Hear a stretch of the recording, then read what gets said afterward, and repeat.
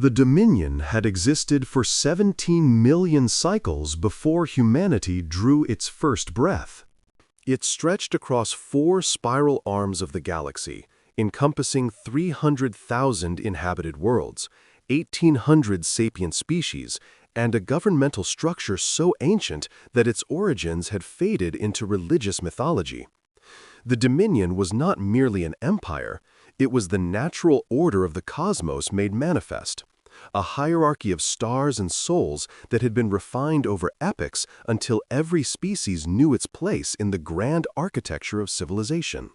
High Arbiter Valeth Sol stood before the crystalline viewing window of the Concordance station, watching the ship approach.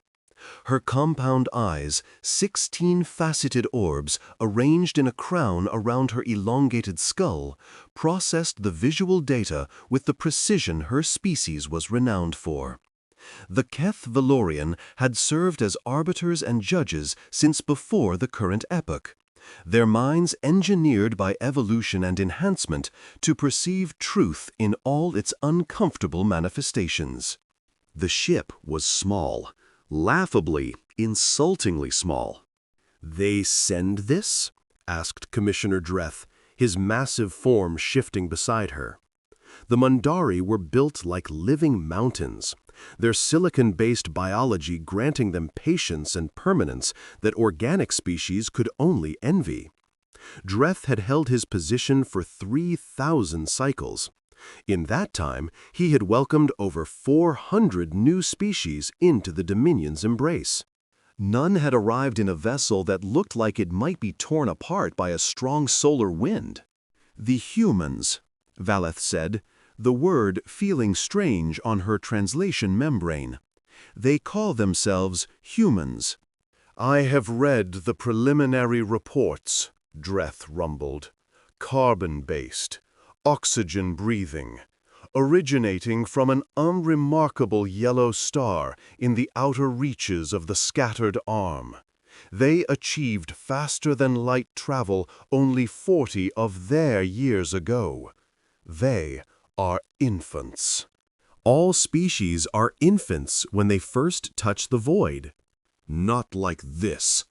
Dreth's massive hand gestured toward the approaching vessel. "Look at it, High Arbiter.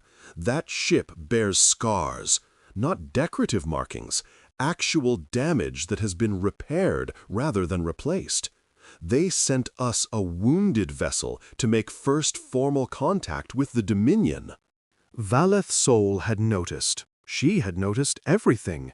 The ship's hull was a patchwork of different metals, some of which her sensors couldn't immediately identify. The propulsion system appeared to be 3 different technologies awkwardly fused together. And there were marks on the exterior that spoke of weapons fire, of collisions, of desperate repairs made in the void between stars. "Perhaps they have no better ship to send," she offered. "That is precisely my concern." The human vessel, they called it the Persistence, according to the preliminary communications, drifted into the docking approach vector. Valeth Sol watched it navigate with surprising grace, its ugly form moving through the gravitational currents of the station with the ease of long practice. "The preliminary diplomatic team reported something curious," she said, accessing the files through her Neuralink. "The humans asked about the hollow." Dreth's silicon form went very still. In a species that moved slowly to begin with, the sudden cessation of all movement was the equivalent of a scream. "They asked about the hollow," he repeated. "They wanted to know why our star maps showed a sphere of nothing at the galaxy's core. Empty space, 100 light-years in diameter, where the star density should be at its highest.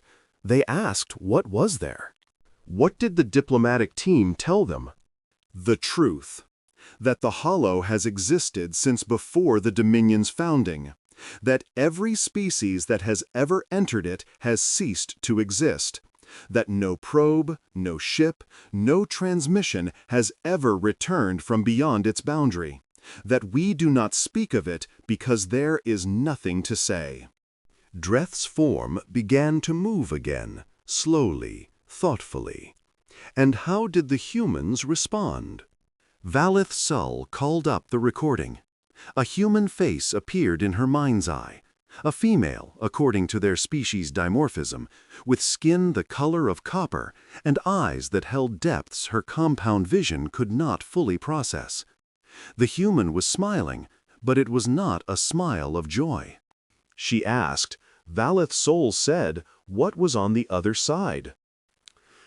The delegation from the Persistence entered the concordance chamber with a confidence that seemed entirely unearned.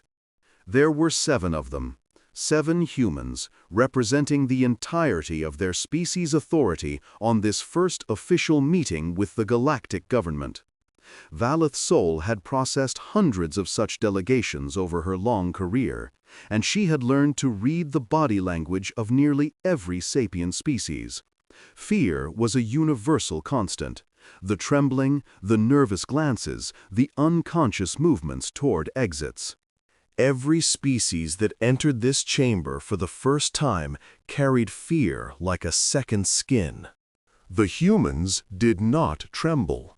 They looked around the concordance chamber with what appeared to be genuine curiosity, their strange binocular eyes sweeping across the vaulted ceilings, the crystalline pillars, the representatives of 40 species who had gathered to witness this moment. One of them, a male, Valeth Sull's files told her, though the physical differences were subtle, actually whistled, a sharp sound that echoed through the hall. "Nice place," he said. "Very shiny." "You stand in the concordance chamber," Dreth announced, his voice resonating through the hall like continental plates shifting. "This sacred space has witnessed the induction of 1,800 species into the Dominion. Countless treaties have been signed here, wars have been ended, empires have been born. Show appropriate respect." The human who had whistled, his name was Captain Marcus Webb, according to the files, inclined his head. "Apologies, Commissioner. We meant no disrespect. It's just, we've never seen anything like this. We've never seen anything like any of this." He gestured broadly, encompassing not just the chamber, but the station, the gathered aliens, the stars beyond the windows. "6 months ago, we didn't know any of you existed. Now we're standing here at the center of a galactic civilization." "You'll have to forgive us if we're a little overwhelmed." "You do not appear overwhelmed," Valeth Sull observed. "We're very good at hiding it." There was something in his tone, a layer of meaning that her translation systems couldn't quite parse. The other humans had arranged themselves behind their captain, and Valeth Sull noticed that their arrangement was not random. It was a formation, one that allowed each of them clear lines of movement while providing mutual support. These humans had seen combat. They had seen it often enough that they arranged themselves for it unconsciously, even in a hall that was meant to symbolize peace. "Let us proceed," Dreth said. "You have come to petition for membership in the Dominion. You understand that this is not a privilege granted lightly. The Dominion does not simply accept species, it evaluates them. Your history, your culture, your achievements, your failures, all will be weighed." "We understand," said the woman beside Captain Webb. Her file identified her as Dr. Elena Vasquez, Chief Scientific Officer. "We've prepared our presentation. We're ready to share our history with the Dominion." "That will not be necessary." The voice came from above, from the observation galleries where the representatives of the elder species watched. A Vor Kiroth descended on wings of woven light, its form constantly shifting between states of matter in a way that most species found deeply unsettling. The Vor Kiroth were among the oldest species in the Dominion, so old that they had been ancient when the Keth Valorian were still learning to chip stone tools. "What do you mean?" Captain Webb asked. We have already learned your history. The Vor Kirath's voice seemed to come from everywhere at once. The moment your vessel entered Dominion space, our deep scan protocols activated. We have analyzed your ship's database, your personal records, your biological signatures. We know you, humanity. We know everything you are. Valeth Sol waited for the outrage. Every species, upon learning that their minds had been scanned without consent, reacted with fury. It was a violation of the deepest kind, and it always established the appropriate power dynamic. The dominion was greater than any individual species, and privacy was a luxury granted, not a right assumed. Captain Webb's expression flickered, but not with anger. It was something else, something that looked almost like amusement. "That must have been a fun read," he said. It was illuminating. The Vor Kirath's form pulsed with colors that Valeth Sol's compound eyes could barely perceive. Your species is young, impossibly, absurdly young. You achieved sapience less than 300,000 of your years ago. You have spent most of that time fighting each other. "That's fair," Dr. Vasquez said quietly. "Your history is a catalogue of horrors. You have inflicted upon yourselves every cruelty that a sapient mind can conceive.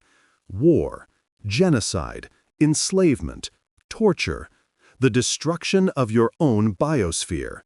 You came within a whisper of ending your own existence, not once, but several times. You are a species defined by conflict." "Also fair," Captain Webb agreed. And yet, the Vor Kirath descended further, its light wings folding as it came to rest before the human delegation. You are here, not merely surviving, but reaching outward, reaching toward us. Your ship bears the scars of battles fought not against each other, but against the void itself. You have crossed the distances between stars in vessels that should not function, through hazards that should have killed you, driven by a will that we do not understand. "What is there to understand?" Webb asked.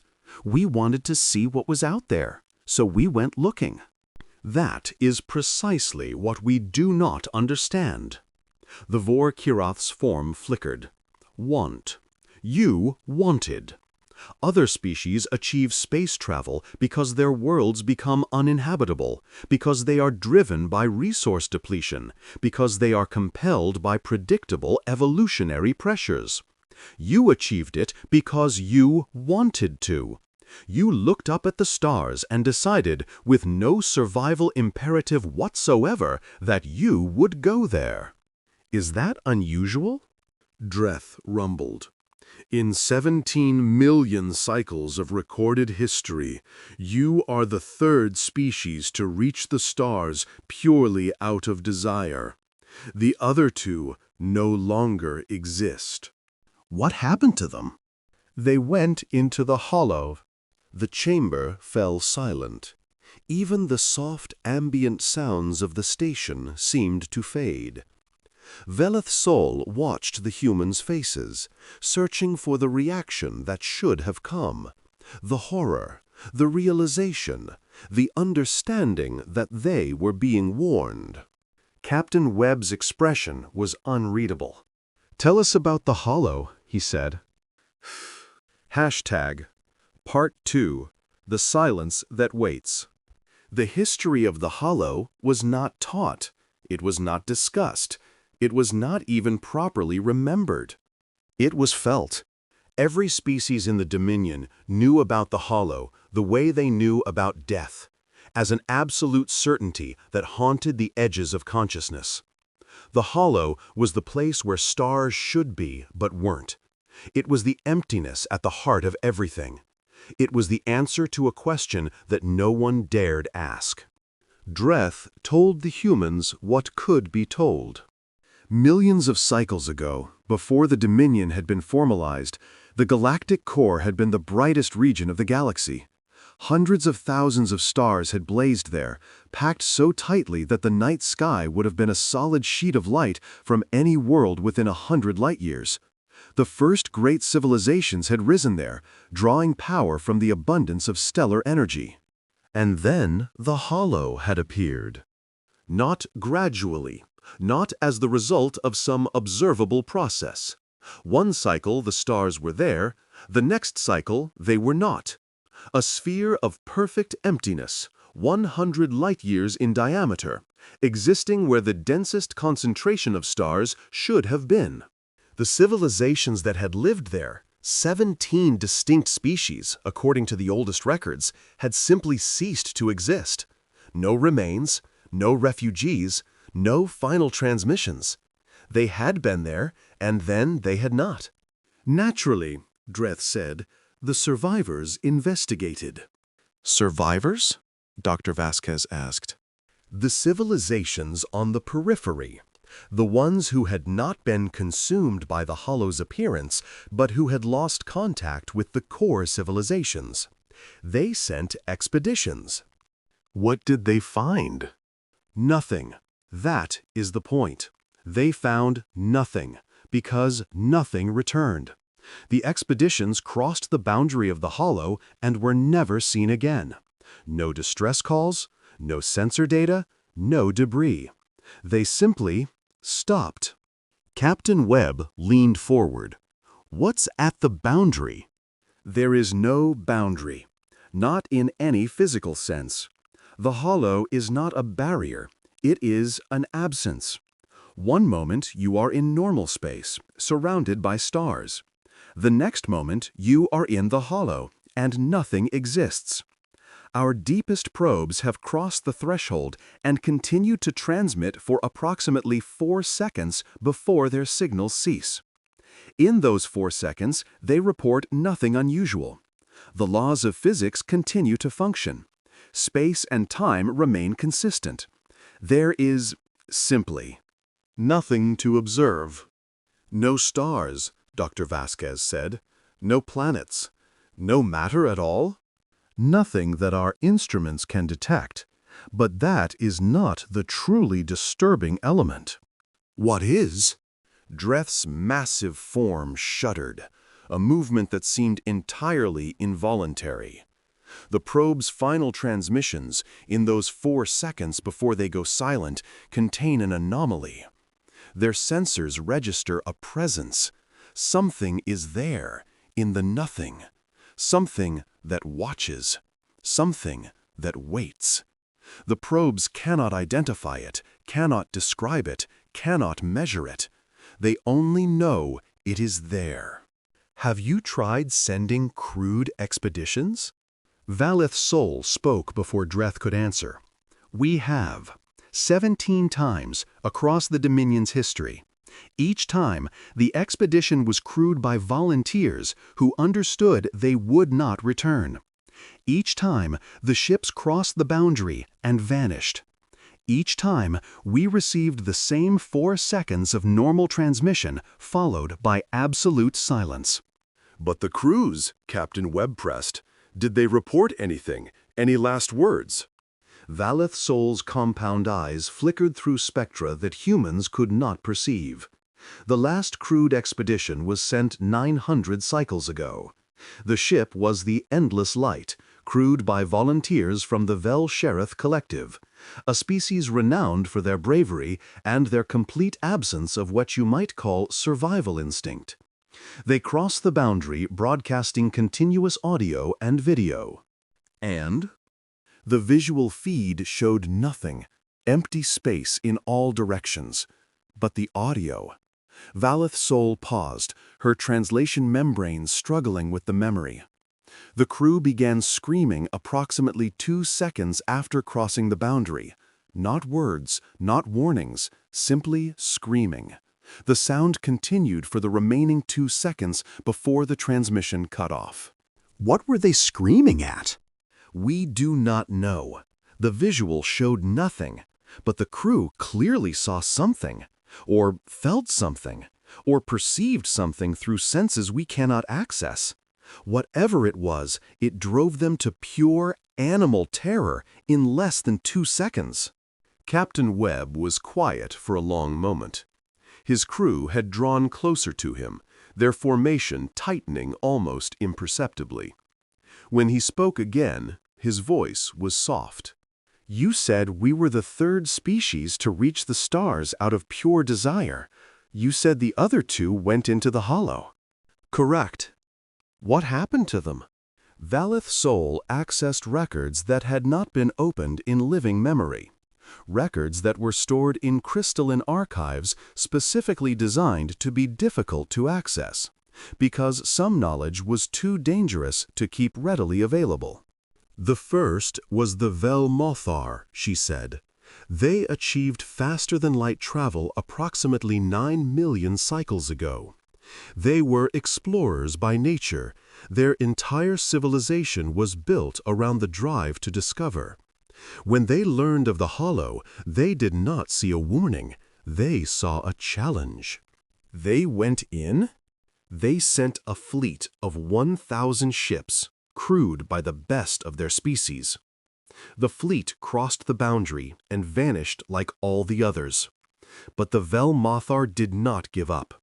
They sent another fleet, and another, and another.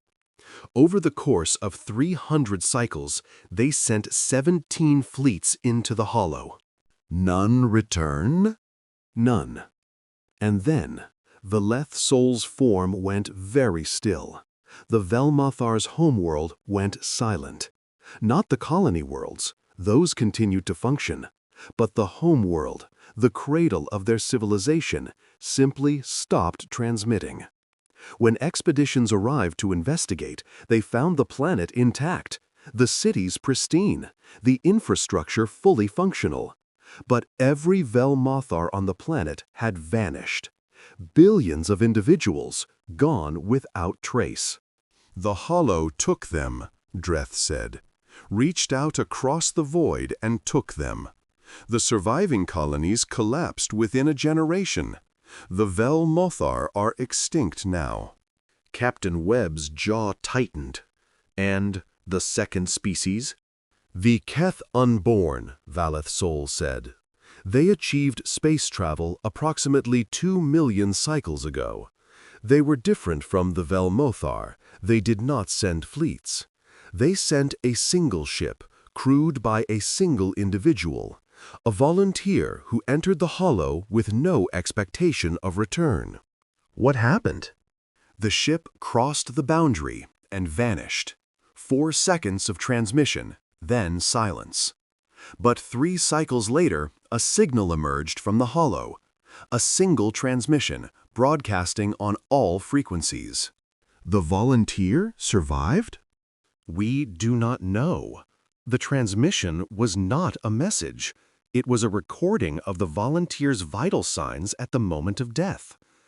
Every species that heard the transmission understood what it meant, even if they had never encountered the Keth Unborn before. The hollow was sending us a message." "What message?" "That it knew we were there, that it could reach us at any time, that we had been noticed." The chamber had grown very cold. Valeth Sol could see the crystalline surfaces around her responding to the change in ambient temperature, a physical manifestation of the psychological weight that pressed down on everyone present. The humans, too, seemed affected, though they hid it well. "The Keth Unborn," Dreth continued, "did not send another expedition. They did not need to. They understood the message. They retreated from the stars entirely, sealing themselves in their home system, constructing barriers both physical and psychological to ensure that they would never attract the Hollow's attention again. They dismantled their colonies. They destroyed their fleet. They tried to make themselves invisible." "Did it work?" "For a time. But eventually, after approximately 200 cycles of self-imposed exile, the Keth Unborn emerged from their system, not as a civilization, as refugees. Something had happened in their sealed system. Something had come for them. The survivors, less than 1 million from a species that had once numbered in the trillions, fled into Dominion space and begged for protection. What happened to them? They are still here. They serve as a cautionary tale, a living reminder of what awaits those who attract the attention of the Hollow. Dreth's voice dropped even lower. They no longer speak. They no longer create. They no longer dream. They simply exist, waiting for an end that they believe is inevitable. Captain Webb looked at his crew. Dr. Vasquez looked back at him, and something passed between them, a communication that required no words. "Thank you for the warning," Webb said. "We appreciate the Dominion's candor." "You understand, then," Valeth Sol said. "The Hollow is not a mystery to be solved. It is a boundary that must not be crossed. Whatever waits in that emptiness, it is beyond our comprehension. It has destroyed civilizations. It has consumed species. It watches, and it waits, and it takes. The only survival strategy is avoidance." "We understand." But Valeth Sol's truth sense, the gift of her species, perceived something that made her compound eyes focus on Captain Webb with sudden intensity. He was not lying. Humans, she had learned, were extremely difficult to read, but he was not telling the whole truth either. There was something beneath his words, something that coiled in the depths of his strange binocular eyes, something that looked, impossibly, like anticipation. Humanity's integration into the Dominion proceeded with startling speed. Within 5 cycles, approximately 3 human years, the species that had arrived in a patchwork ship had established themselves as a minor but significant presence in galactic affairs. Their colony worlds, previously unknown to the Dominion, were brought into the fold. Their technology, while primitive in many respects, was adapted and integrated where useful.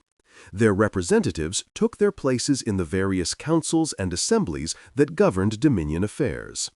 And everywhere they went, humans asked questions. Valeth Sol monitored the reports with growing unease. Humans in the science academies asking about the physics of the Hollow. Humans in the archives researching the Valmothar and the Keth Unborn. Humans in the military forums inquiring about the defensive capabilities of the core worlds. Humans in the philosophical circles debating the nature of fear and the limits of courage. They asked their questions politely. They framed their curiosity in terms of academic interest or historical appreciation. They never said anything that could be construed as alarming. But the pattern was unmistakable to anyone who looked for it. Humanity was studying the Hollow. Not from a safe distance, not with the detached interest of scholars examining a natural phenomenon, but with the focused intensity of predators learning their prey.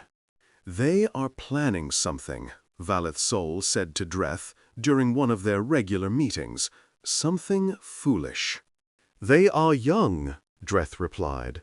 "The young are always foolish. They will learn." "What if they don't learn in time?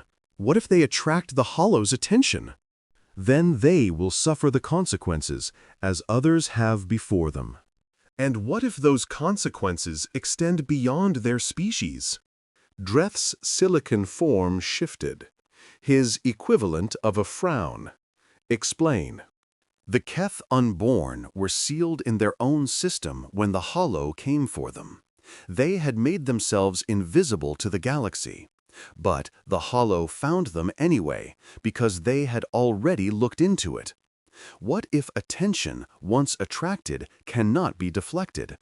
What if the Hollow is watching us even now, because the humans are part of us?" That is a disturbing thought. Disturbing does not make it wrong. They sat in silence for a long moment, contemplating the implications.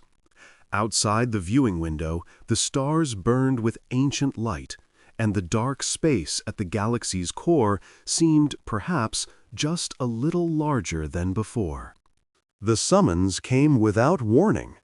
Captain Webb, now Ambassador Webb, his title elevated along with humanity's standing, requested an audience with the highest authorities of the Dominion. Not the various councils and assemblies, but the actual highest authorities, the triumvirate that governed all things, the three eldest beings in the galaxy, who had guided the Dominion since before history began to be recorded.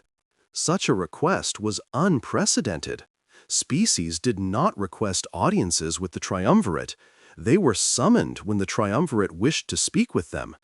The audacity of the request should have resulted in immediate dismissal, possibly accompanied by sanctions.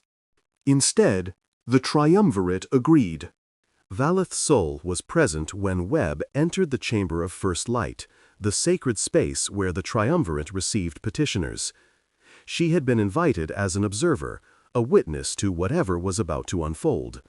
Part of her wished she had declined.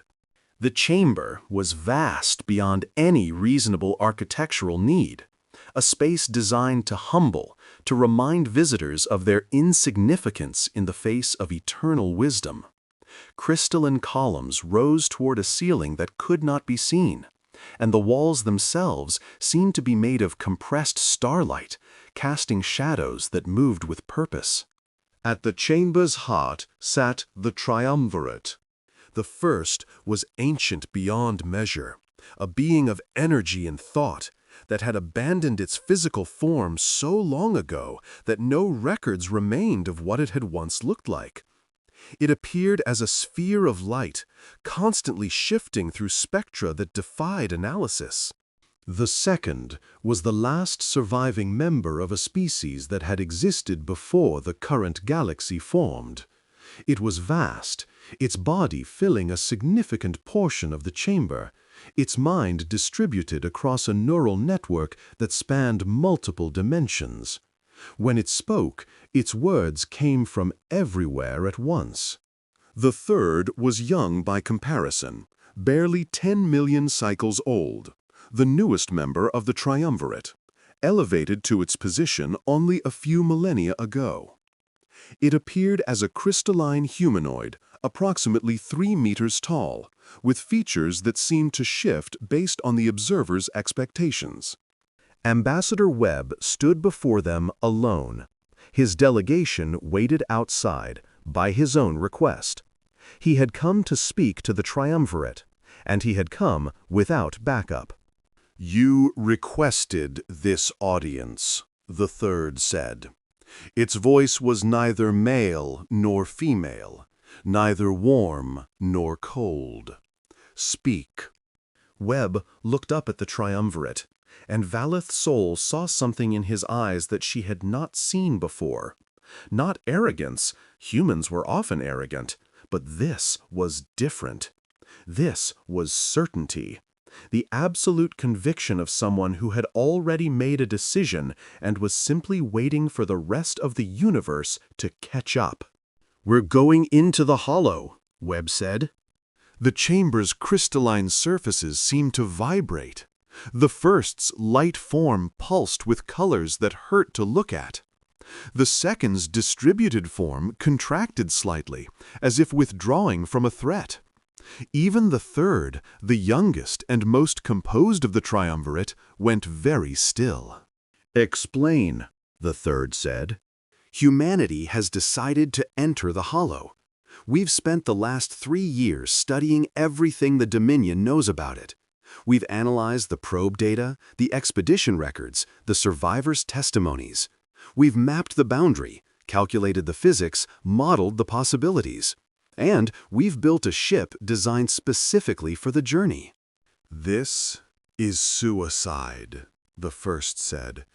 Its voice was ancient, tired, like the last whisper of a dying sun.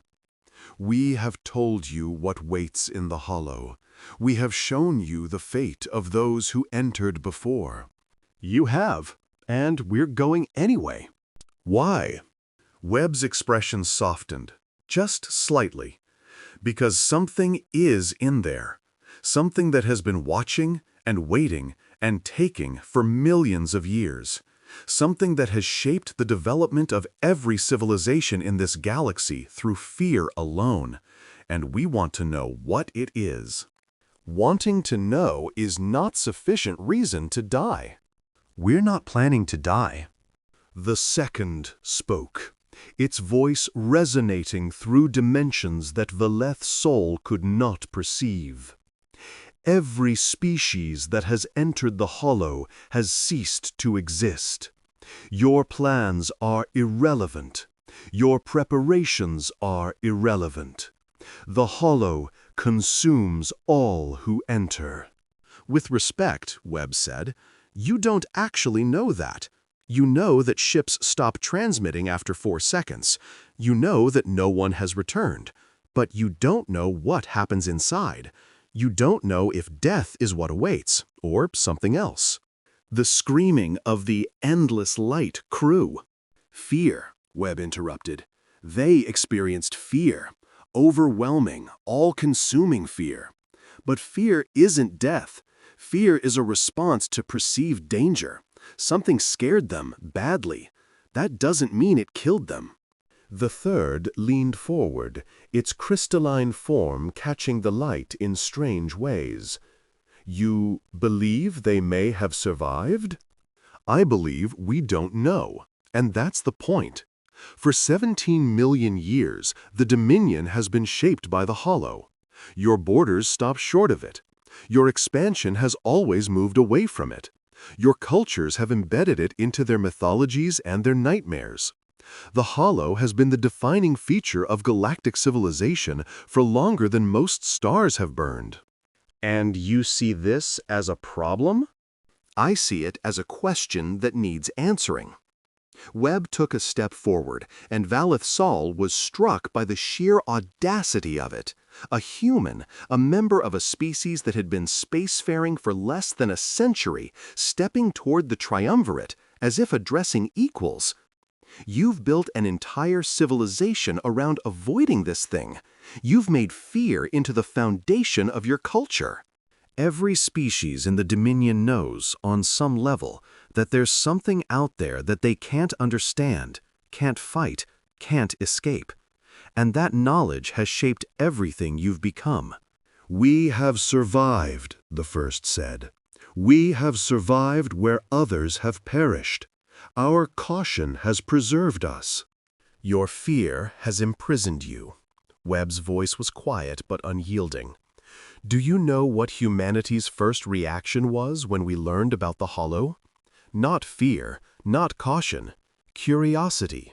We wanted to know what was in there.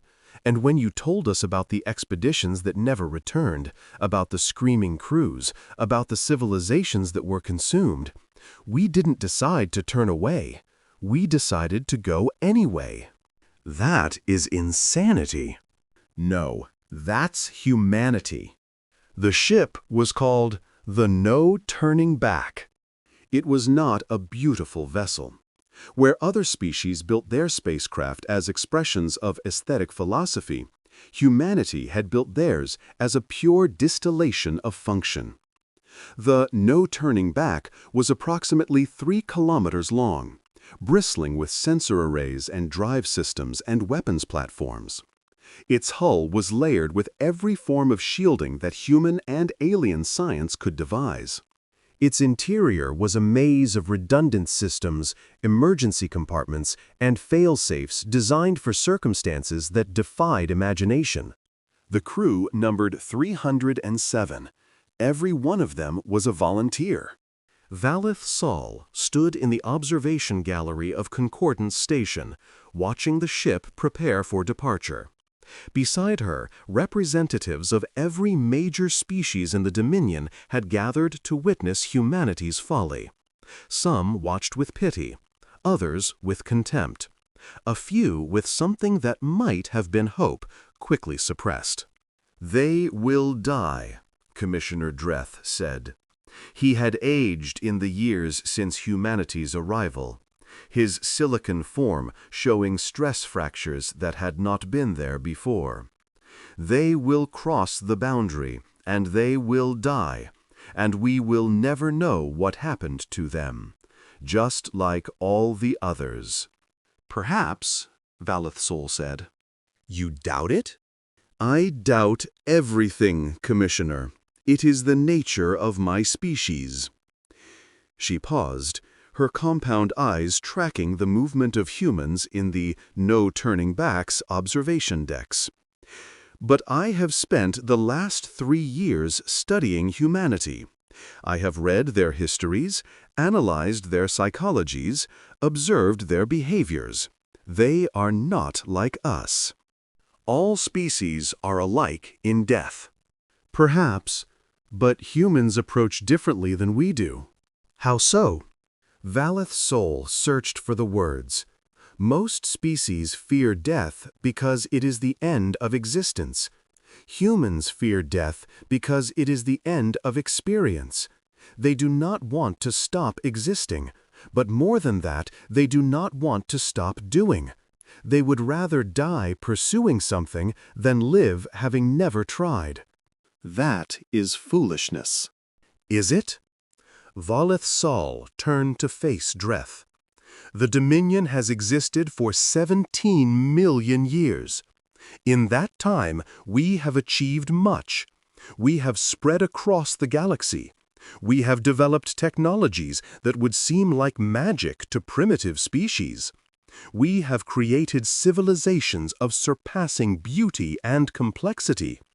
But in all that time, has the Dominion ever answered the question of the Hollow? The question cannot be answered." "Cannot or will not?" Dreth was silent. "Humanity has existed as a spacefaring species for less than a century," Valeth Sol continued. "They arrived in a broken ship, with technology that barely functioned, representing a world that had nearly destroyed itself multiple times. By every measure we use to evaluate species, they should be beneath our notice. And yet here they are, attempting something that the greatest civilizations in galactic history have never dared." "Attempting and failing are not achievements." "No, but attempting is something. It is more than we have done." The no turning back began to move, its massive bulk sliding away from the station with a grace that belied its ugly construction. Valeth Sol watched it go, her truth sense processing the emotional output of everyone in the observation gallery. Fear, contempt, pity, resignation, and somewhere, barely detectable, hope. Rin. Ambassador Webb stood on the bridge of the "no turning back," watching the stars wheel past the main view screen. The ship had been traveling for 3 months, making its way across the galaxy toward the Hollow's boundary. They had crossed through Dominion space, past the outermost colonies, through regions of the galaxy that had been mapped but never visited. The stars grew denser as they approached the core, the sky filling with light that should have been blinding.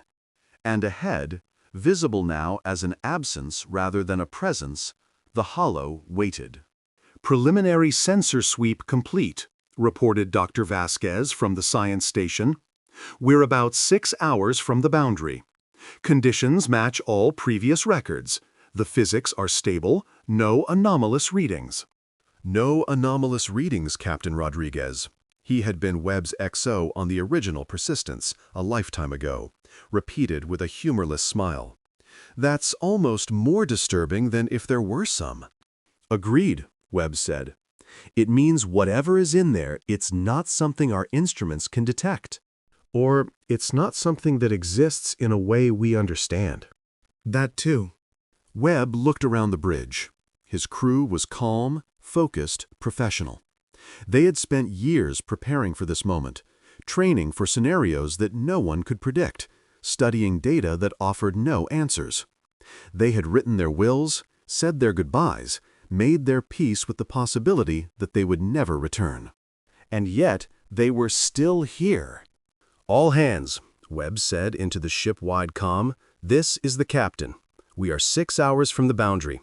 I'm not going to give a speech about courage or glory or any of that. You all know why you're here. You all made the choice to come. The only thing I'm going to say is this. Whatever happens in there, whatever we find, remember that we went looking. We didn't run. We didn't hide. We walked into the dark because we wanted to know what was on the other side. And that means something. Whatever happens, that means something." He clicked off the comm and turned to Rodriguez. "All departments report ready?" "All departments report ready, Captain." "Then take us in." The boundary was not a line. As the "no turning back" approached, Webb had expected to see something, a barrier, a shift in the fabric of space, some kind of transition zone. But there was nothing. One moment, the stars were dense around them. The next moment, they were gone. "We've crossed the boundary," Vasquez reported, her voice steady. "Sensors active. We are receiving no external input whatsoever. No stars, no radiation, no matter of any kind." Time since boundary crossing? Approximately 4 seconds. A murmur ran through the bridge. This was the point where every previous expedition had gone silent. 4 seconds was the limit of transmission, the edge of knowledge, the boundary beyond which nothing returned. They were still here. "We're past the 4-second mark," Rodriguez said quietly. "We're in unknown territory now." "How do you feel?" Webb asked, looking around at his crew. "Any of you, how do you feel?" "Fine, sir," came the response from various stations. "Nervous, but fine." "No overwhelming terror? No irresistible urge to scream?" "Not yet, sir." Webb frowned. According to the records, the crew of the Endless Light had begun screaming almost immediately after crossing the boundary. Whatever they had encountered, whatever had driven them to pure terror, it had happened within the first 2 seconds. But his crew felt nothing unusual. "Vasquez, any sensor readings at all?" "Negative, Captain. We're detecting absolutely nothing outside the ship. It's as if we're floating in a void with no characteristics whatsoever." "Can we move?" Testing now. Rodriguez tapped commands into his console. Thrusters responding normally. "We're moving, but without external references, I can't confirm our velocity." "Set a course deeper into the hollow. Let's see what's out there." Whew.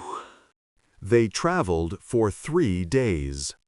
The "no turning back" pushed deeper into the emptiness, its sensors finding nothing, its crew maintaining routine while waiting for something to happen. Morale remained surprisingly high. The crew had been prepared for immediate catastrophe, and the absence of it was actually reassuring in a strange way. Webb spent most of his time reviewing the data they were collecting, looking for patterns that weren't there. The hollow was exactly what it appeared to be, empty space. No matter, no energy, no radiation, just void. But on the 4th day, something changed. "Captain, to the bridge." Vasquez's voice carried an edge that Webb had never heard from her before. "We've found something." He was on the bridge in less than a minute. "Report." "Look." The main view screen had been showing nothing but blackness for days. Now, at its center, there was a light, a single point of illumination, barely visible, like a distant star. "What is it?" "I don't know. It's not a star. There's no radiation signature, no spectral analysis possible. It's just light." "Distance?" "Impossible to calculate without external references. It could be a meter away or 1,000,000 kilometers. I simply cannot tell." Webb stared at the light. It didn't move, didn't flicker, didn't change. It simply existed, a point of brightness in the absolute dark. Set a course for it. Sir, that's the first thing we've found in this void. I want to know what it is. Rodriguez hesitated.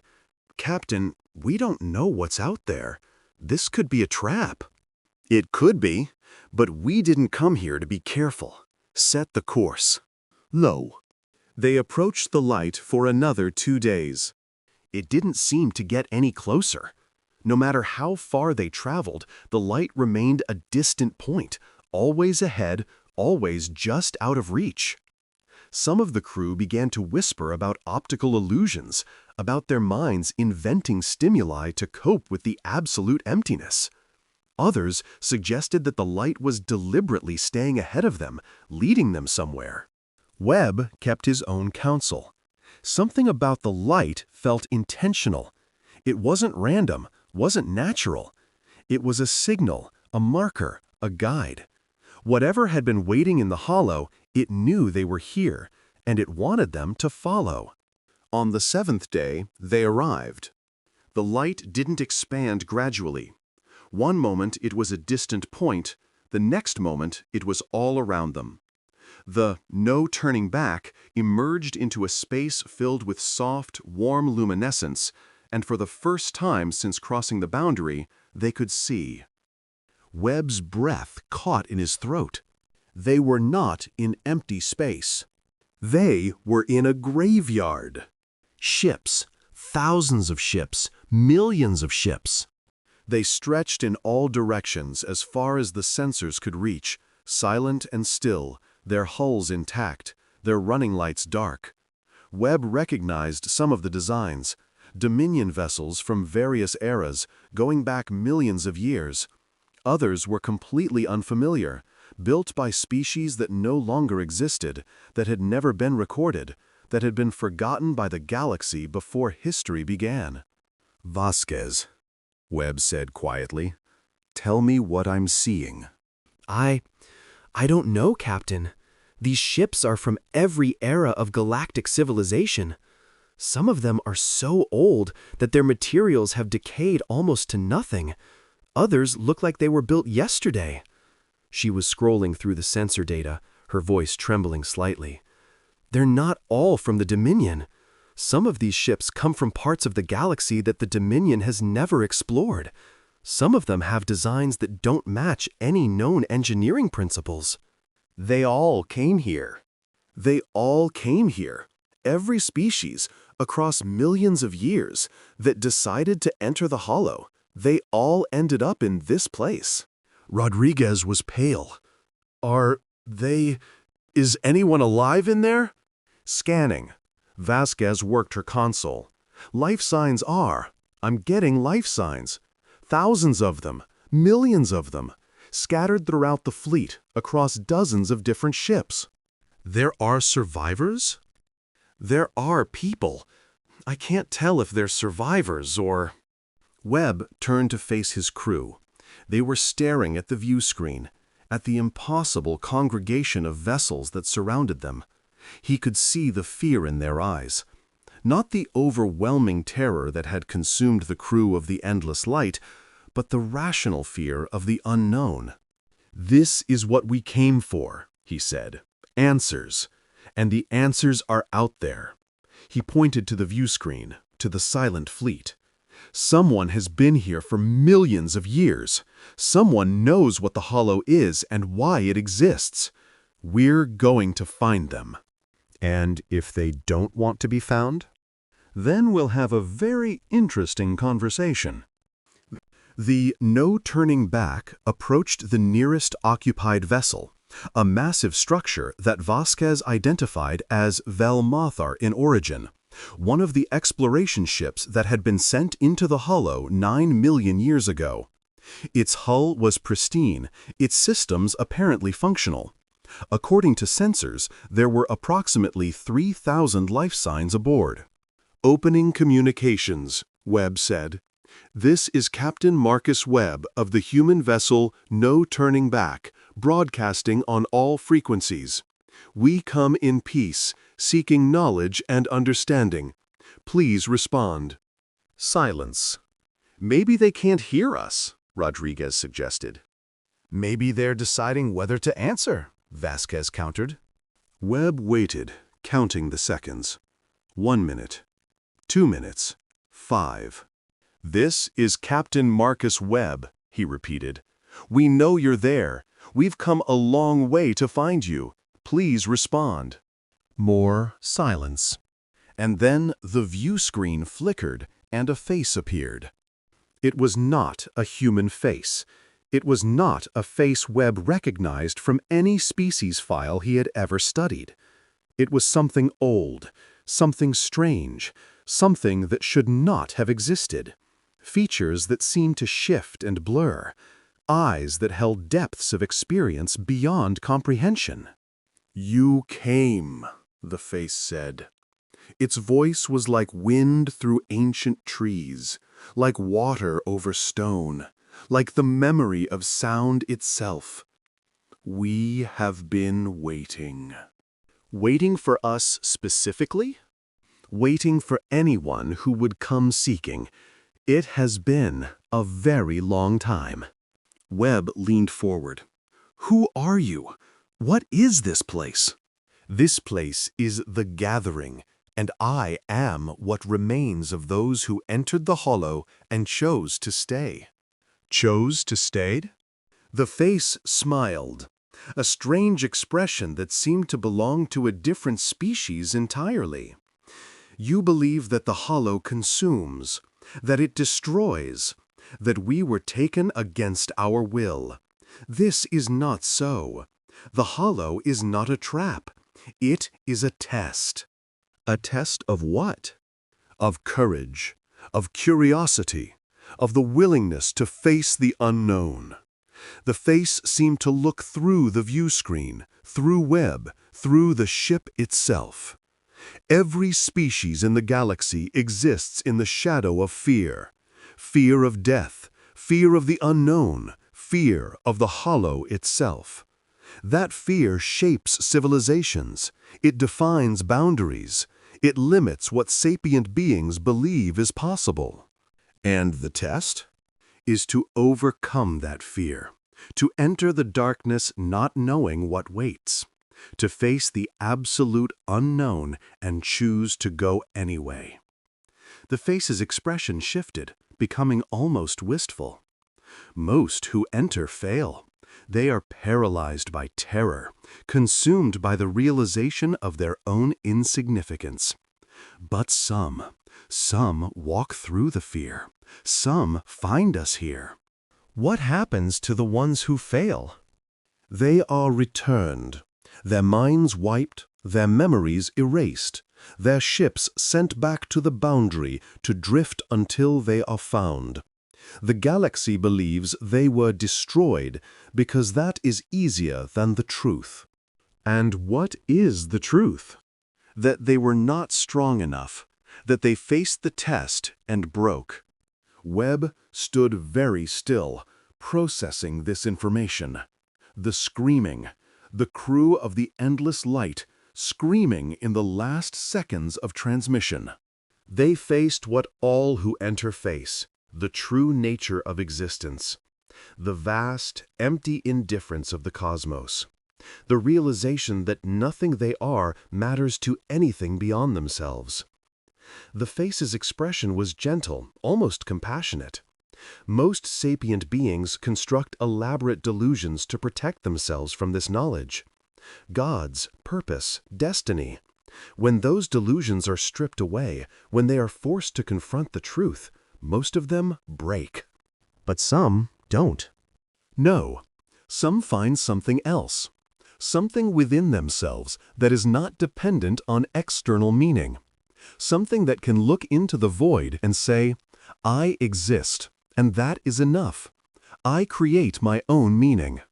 Webb thought about humanity, about their history of conflict and cooperation, of cruelty and compassion, about the countless times they had faced destruction and chosen to keep fighting, about the stubborn, irrational, beautiful refusal to accept that anything was impossible.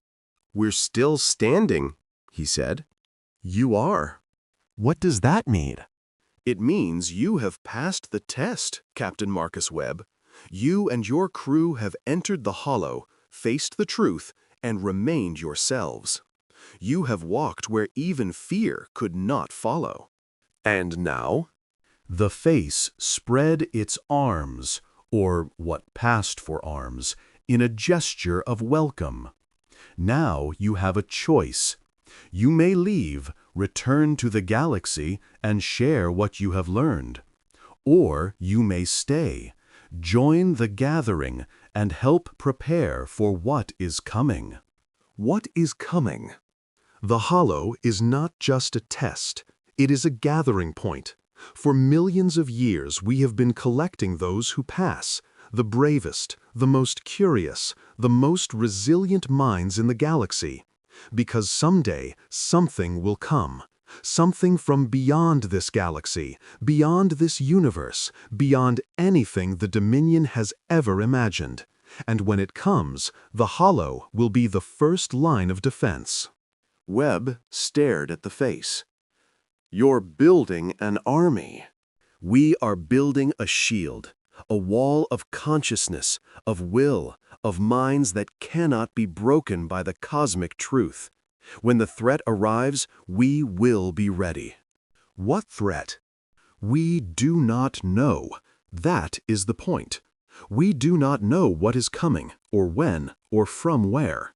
We know only that it will come, and that we must be prepared.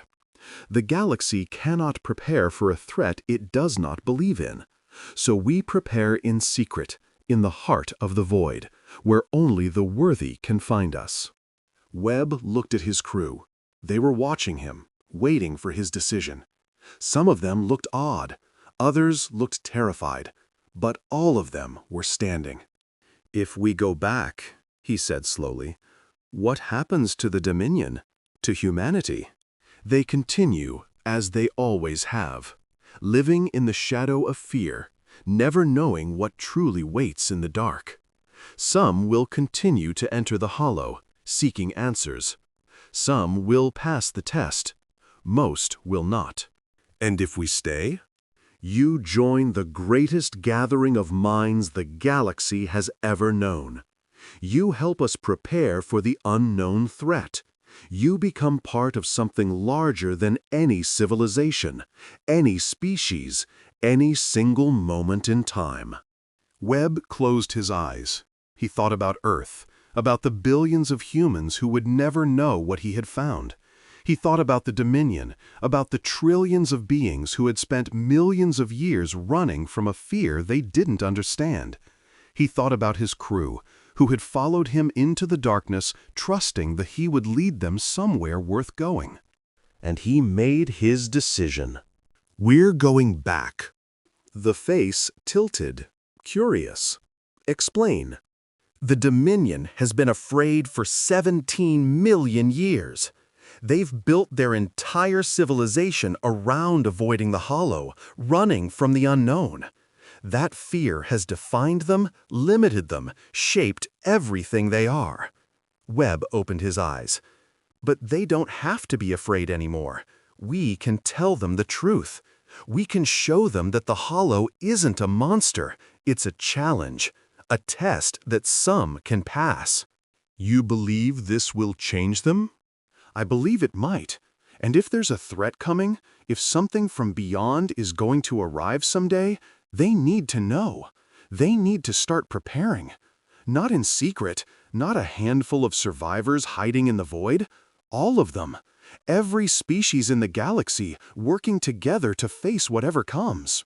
The face was silent for a long moment. When it spoke again, its voice was softer, almost respectful. You are more than we expected, Captain Marcus Webb. Your species is more than we expected. We're just getting started. The no turning back emerged from the hollow precisely 10 days after it had entered. The Dominion had not expected this. Their monitoring stations, positioned at a safe distance from the boundary, had recorded the ship's crossing and prepared the inevitable reports of another lost expedition. When the "no turning backs" signal appeared on their sensors, there was confusion. When the ship requested permission to dock at Concord Station, there was pandemonium. Valeth Sol was waiting in the docking bay when the airlock opened. Captain Webb stepped through first. He looked older, somehow, not physically, but in the eyes. He carried a weight that had not been there before, a knowledge of things that most sapient beings never confronted. But he was smiling. "High Arbiter," he said, inclining his head in a gesture of respect. "I imagine you have questions." That would be an understatement, Ambassador Webb. Good, because we have answers. The assembly that gathered to hear humanity's report was the largest in Dominion history. Representatives from every species, every world, every colony and outpost that could send delegates packed into the expanded concordance chamber. Those who could not attend in person watched through real-time transmission. The entire galaxy was listening. Webb stood at the center of the chamber, surrounded by a holographic projection that displayed everything his ship had recorded. The boundary, the void, the light, the gathering. "For 17 million years," he began, "the Dominion has been afraid. You have looked at the hollow and seen only death. You have built your entire civilization around avoiding it, running from it, pretending it doesn't exist. And in doing so, you have limited yourselves." Murmurs ran through the crowd. Some were angry, some skeptical, some curious. Valeth Sol watched, her truth sense active, processing the emotional output of thousands of beings. The hollow is not a monster. It is not a devourer. It is a test, a challenge created by beings who understood something that the Dominion has forgotten. Fear is not the enemy of survival. Fear is a tool, a warning system, a guide to danger. But it should not be a prison. He gestured, and the holographic display expanded, showing the gathering in all its scale. Ships from every era, every species, every corner of the galaxy gathered in the light at the heart of the void. Every species that has ever entered the hollow has faced the same test, the confrontation with absolute truth. Most have failed. They were returned, their memories erased, their ships sent back as warnings. But some passed. Some looked into the void and found something within themselves that could not be broken. "And what waits for those who pass?" Dreth's voice rumbled through the chamber. The gathering, a congregation of the strongest minds in galactic history. Beings who have spent millions of years preparing for a threat that they cannot name, cannot describe, cannot predict. Something is coming, Commissioner. Something from beyond. And the gathering believes that only those who have faced the hollow's test will be able to stand against it. The chamber erupted. Denials, accusations, demands for proof. Valeth Sol watched as Webb stood calmly at the center of the storm, waiting for the chaos to subside. "You expect us to believe this?" someone shouted. "You expect us to believe that the hollow is not death but a test? That there is a secret army of survivors waiting at the galaxy's core?" "I don't expect you to believe anything," Webb said. "I'm telling you what we found. What you do with that information is your choice." "And what do you recommend?" Webb smiled. It was the smile of someone who had faced the absolute worst the universe could offer and decided to keep going anyway. "I recommend that you stop being afraid. I recommend that you look at the hollow and see an opportunity instead of a threat. I recommend that you send more expeditions, not to die, but to be tested. Some will fail, that's inevitable, but some will pass. And those who pass will become part of something greater than any of us. And the threat? This thing you say is coming? We don't know when it will come or what form it will take, but it's real. The beings in the gathering have spent millions of years preparing for it. They know something is out there, waiting. And when it arrives, the Dominion has a choice: face it alone, weakened by eons of fear, or face it together with the gathering at their side. Valeth Sol stepped forward. How do we know you are telling the truth? Webb turned to face her, and for a long moment they simply looked at each other. Then he reached into his jacket and withdrew a small crystalline device. This was given to us by the Gathering. It contains a complete record of their history, every species that has passed the test, every expedition that has failed, every moment of the millions of years they have spent preparing. It also contains a message. What message? An invitation. The Gathering is willing to share their knowledge, their technology, their experience with the Dominion. All they ask in return is that you stop hiding, stop running, stop letting fear define what you are. He set the device on the floor, and it began to glow, projecting images and data that filled the chamber with light. Histories unfolded. Technologies revealed themselves. The accumulated wisdom of millions of years spilled out before the assembled representatives of the Dominion. And Valeth Sol, watching the data stream past, felt something she had not felt in a very long time. Hope. The decades that followed humanity's return from the Hollow were unlike any in the Dominion's history. The crystalline device's contents were verified, analyzed, and distributed to every species in the Dominion. The histories it contained rewrote everything they thought they knew about the galaxy's past. The technologies it offered revolutionized their civilization. The truth it revealed about the Hollow transformed their entire worldview. Not everyone accepted the change. Some species refused to believe, clinging to their ancient fears like shields against an uncertain future. Others were angry, feeling that they had been deceived for millions of years, manipulated into fear by beings who could have helped them understand.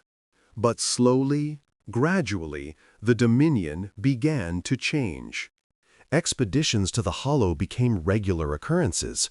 Not desperate attempts by doomed volunteers, but carefully prepared missions crewed by those who understood what awaited them. Most still failed. The test was as brutal as it had always been, stripping away every illusion, exposing every weakness. But some passed, and each one who passed joined the Gathering, adding their strength to the great work. Humanity, for its part, became something new.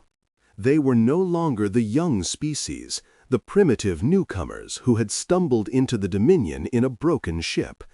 They were the bridge, the connection between the old civilization and the Gathering in the void.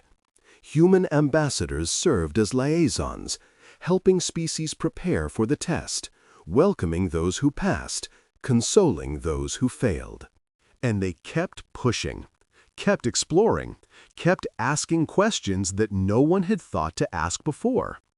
"You are remarkable," Valeth Sol said to Ambassador Webb many years later. They stood together in the concordance chamber, watching as a new species was inducted into the Dominion, a species that had been isolated on the far side of the galaxy, unknown to anyone, and that had reached out after hearing about humanity's journey. Webb was old now, by human standards. His hair had gone gray, his face lined with the marks of decades of work.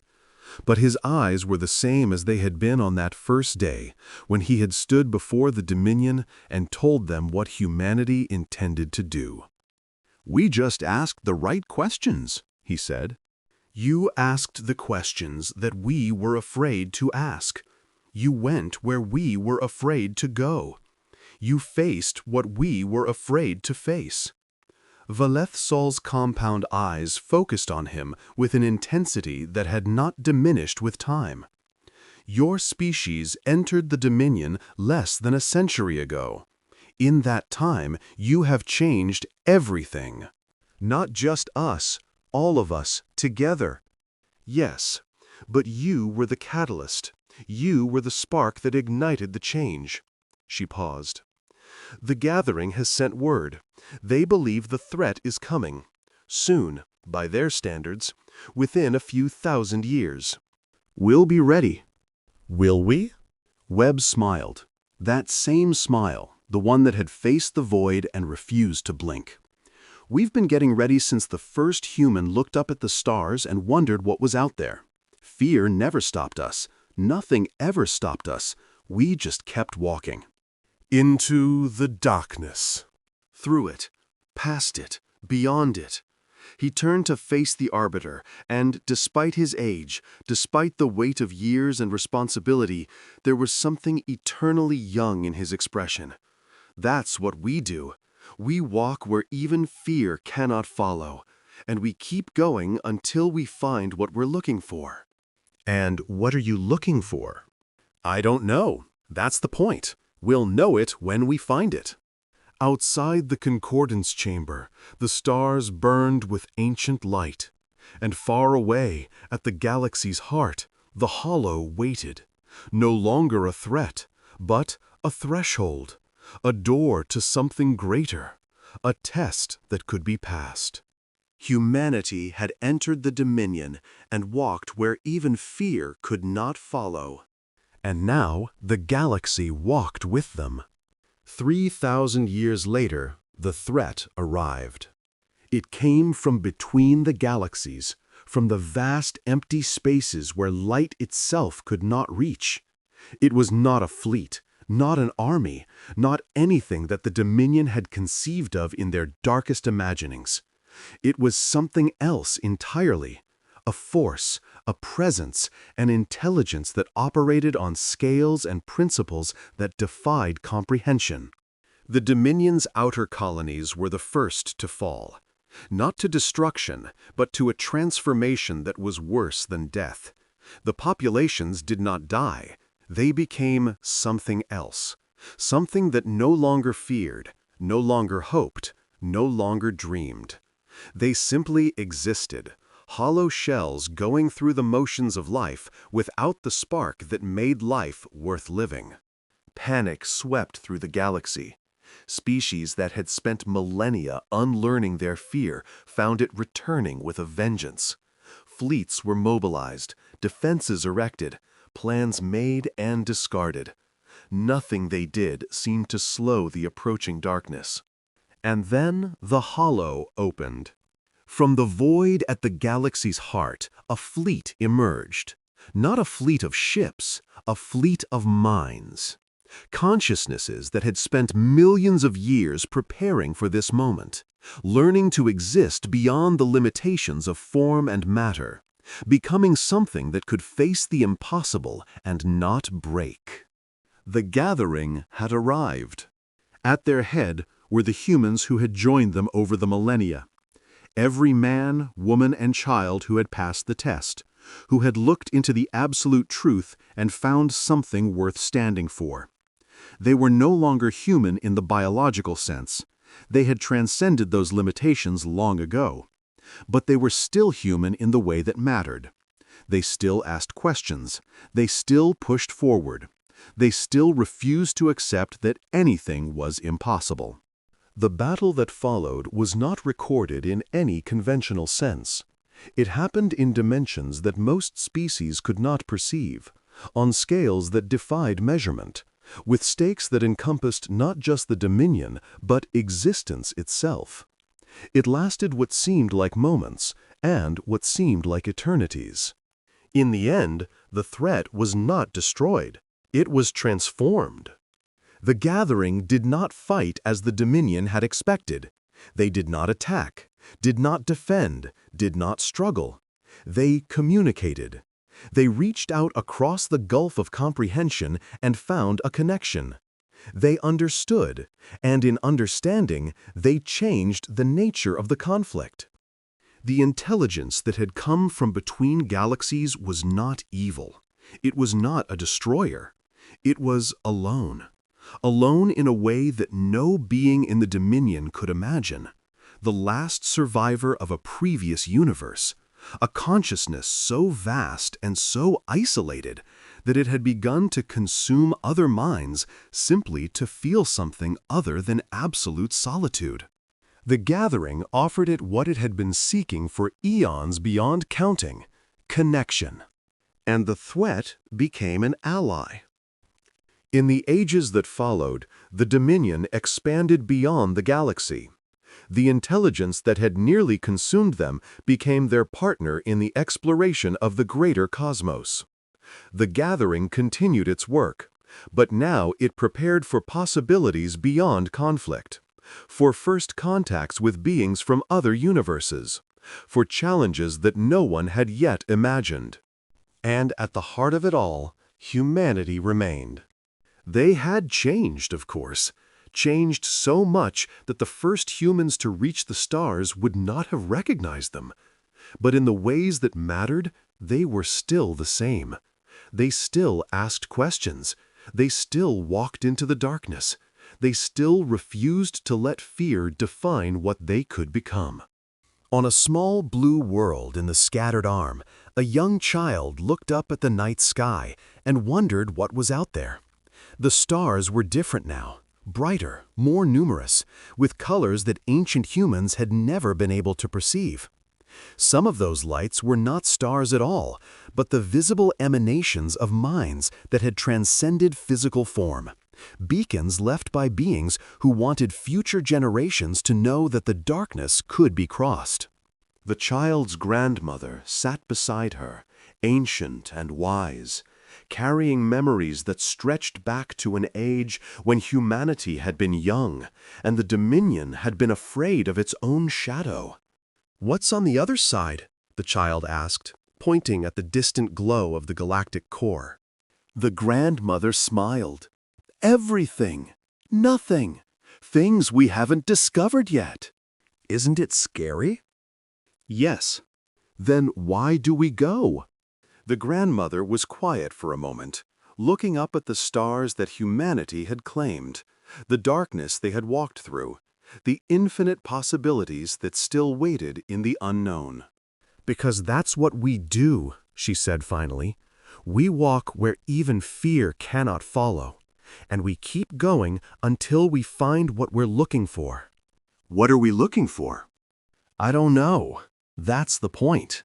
The child nodded, accepting this answer with the simple wisdom of the young. Above them, the stars burned with ancient light, and the future waited, vast, unknown, and full of questions that hadn't been asked yet. Humanity would ask them. Humanity would always ask them. And the galaxy, which had once been afraid of its own shadow, would follow them into whatever came next.